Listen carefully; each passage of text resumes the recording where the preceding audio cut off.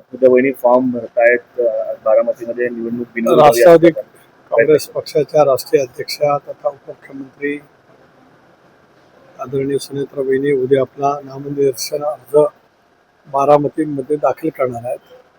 आम्हा सर्वांच्यासाठी एक भावनाप्रधान, अतिशय संवेदनाशील आणि अंतःकरणामध्ये थोड्याशा वेदना देणारा, पण ज्या धीरोदत्त पद्धतीने बहिणी आज पक्ष आणि सरकारमध्ये काम करून आम्हाला सर्वांना उभारी देण्याचा प्रयत्न करतायत, तेच आमच्या सर्वांच्यासाठी एक उद्याच्या भवितव्याची वाटचाल करणारा मुख्य आधारस्तंभ आहे. बहिणींची निवडणूक बिनविरोध व्हावी असा प्रयत्न आम्ही सगळेजण करतो आहोत. त्यामध्ये विशेष करून महाविकास आघाडी आदरणीय पवार साहेबांच्या पक्षाने उमेदवारी देणार नाही अशा बेचा अगोदरच घोषित केलं, म्हणून मी सुप्रियाताईंचे सुद्धा आणि आदरणीय साहेबांचे आभार मानलेलेच आहेत. उद्धवजींच्या सुद्धा चर्चा झाली, तेही उमेदवार देणार नाही आहेत. काँग्रेस जो आम्ही संपर्क करण्याचा प्रयत्न करतो आहोत, काँग्रेसचे अध्यक्ष खरगे साहेब यांच्याशी कदाचित आजपर्यंत आमचं बोलणं होईल आणि त्यांनाही आम्ही विनंती करणार आहोत, कारण ज्या पार्श्वभूमीवरती ही पोटनिवडणूक होते आहे ती महाराष्ट्राच्या दृष्टिकोनातून सुद्धा एक संवेदनाशील बाब आहे.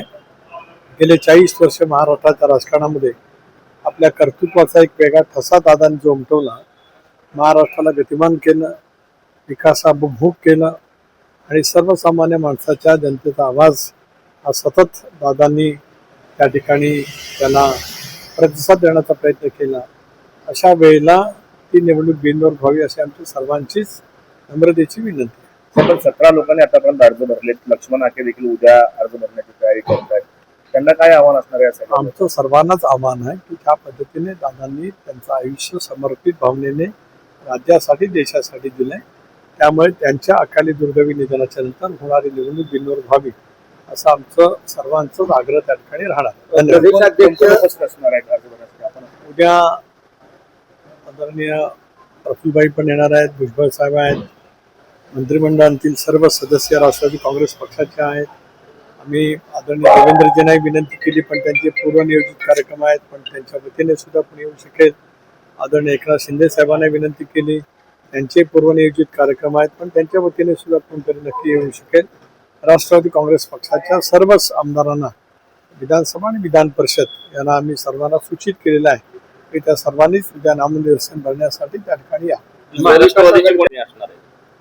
त्यांना शेवटी आम्ही विनंती करू आणि दीर्घकाळ बारामतीचं नेतृत्व आदरणीय पवार साहेबांनी केलं, आदरणीय दादांनी सुद्धा विधिमंडळामध्ये केलं, संसदेमध्ये आदरणीय पवार साहेबांनी केलं, दादांनी केलं काही काळापुरता, त्यानंतर सुप्रियाताई करतायत. त्याच्यामुळे त्यांनी यावं अशी आमची त्यांनाही विनंती राहणार आहे. बीएसआर कंपनीचा जो मालक आहे रोहित सिंग त्याला अटक करण्यात यावी अशी मागणी जय पवार यांनी केली. आज मी या कामासाठी आलेलो आहे.